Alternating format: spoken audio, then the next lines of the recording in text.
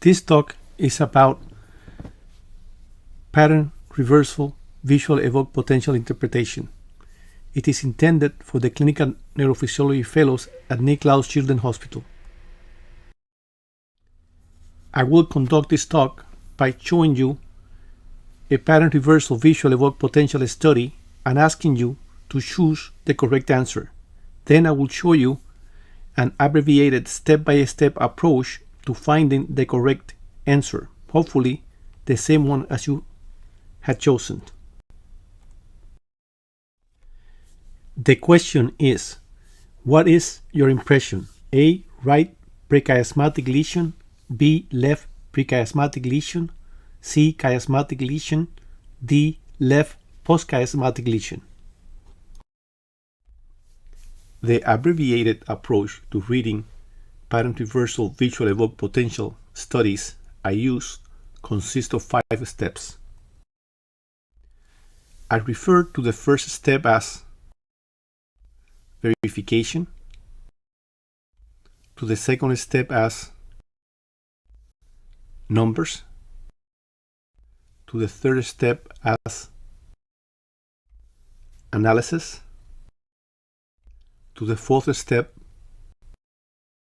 as interpretation, and to the fifth step as conclusion. Now I will explain each of these steps, starting with verification. In this study, only one average for each eye was determined, thus the usual first step in verification, making sure that the two averages landmark fall within 5% of each other in latency and amplitude, does not apply. Nonetheless, the derivations should be looked at individually. In this study, only one derivation was used. This derivation has the electrode of interest at OZ and the second electrode at A1. Hence, P100 is up. With right eye stimulation, sagittal P100 can be clearly seen. With left eye stimulation, the left sagittal P100 can also be seen clearly.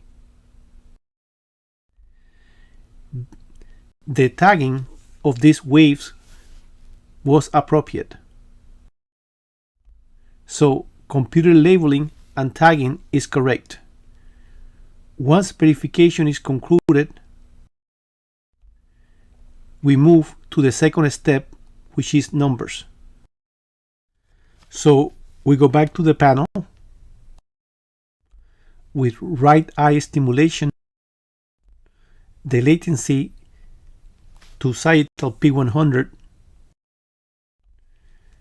is 100 milliseconds. With left eye stimulation, the sagittal P100 latency is 113 milliseconds, which, depending on the head size, may or may not be above the upper limits of normal. But viewing the right and left triggered sagittal P100 latencies, as I have highlighted in this frame, you can see that when comparing maximal with minimal latencies, the difference is 13 milliseconds. And that is abnormal, since the maximal acceptable difference should be 10% of 100, that is 10 milliseconds.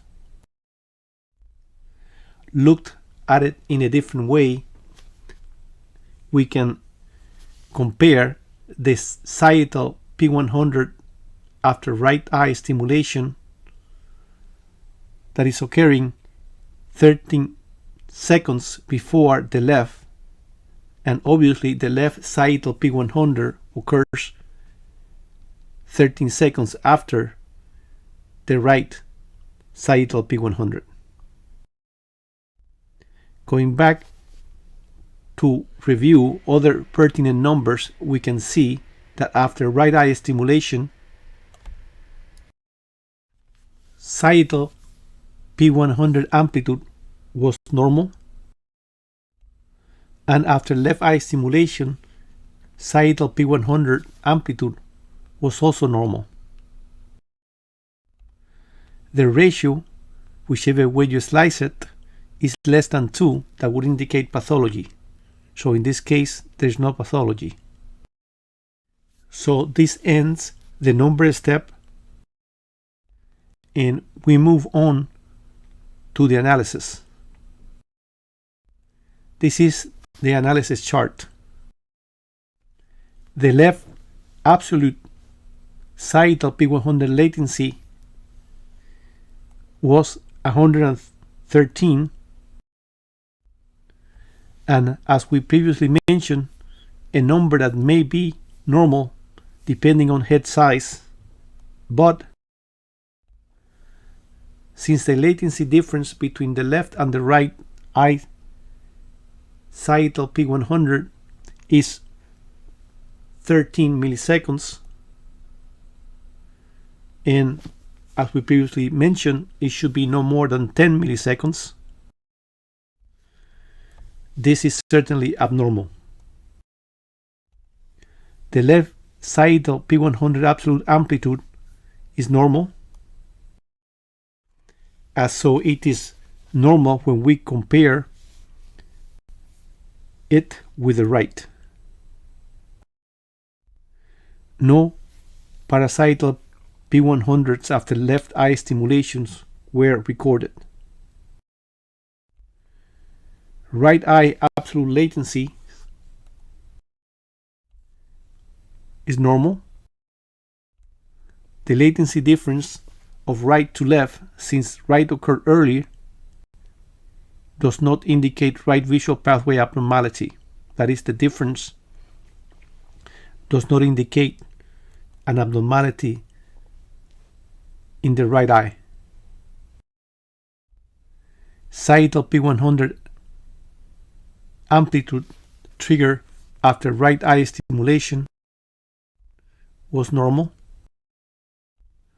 The relative right sagittal P100 amplitude was also normal. And since parasagittal were not done, we have to conclude based on the information available that the right eye stimulus trigger potential was normal. Once done with analysis, we move to interpretation. Again, this diagram appears complicated, but it is not, especially after you see it many times.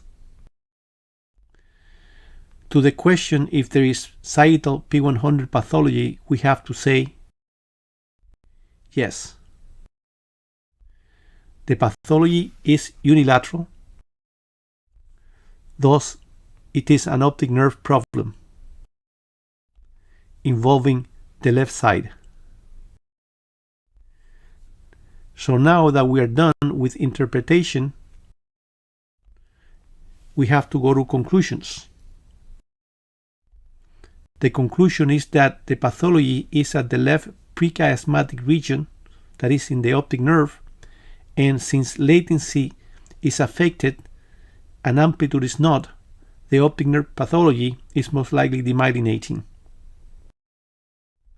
So the answer to this question is B. Thank you very much for your attention.